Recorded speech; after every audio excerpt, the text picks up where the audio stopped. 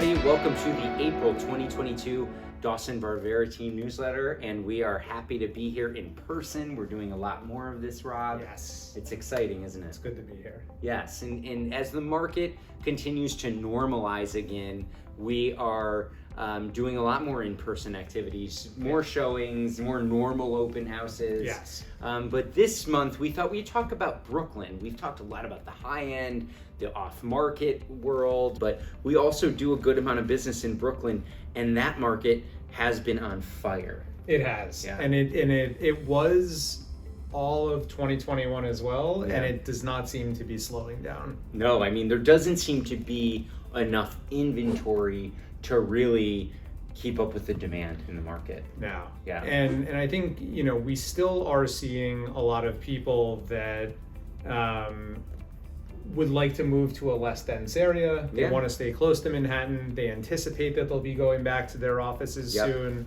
But and Brooklyn is very appealing. Yeah, I think that a lot of people who live in New York full time love the neighborhood feel of Brooklyn, the community.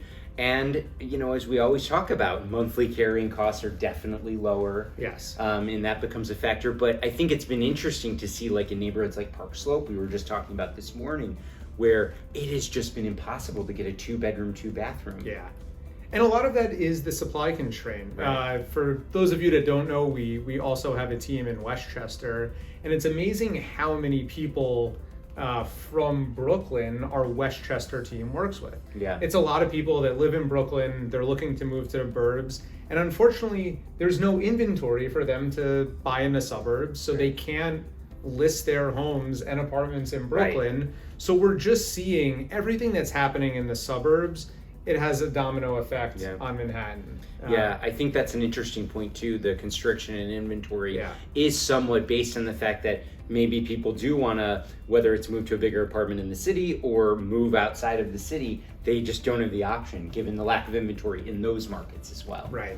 And I think the inventory constraints are a problem that we're going to see for a long time. Yeah. Even with rising interest rates, even if they hit 4%, 4.5%, Yeah. I don't know if that's going to have a major impact on the market. Right. I think, New York City is really rare in that interest rate movement doesn't impact us as much as it does in a lot of other markets because incomes are so high here, right? So the couple $100 movement in monthly carrying costs when the interest rates go up isn't really a big factor here so much.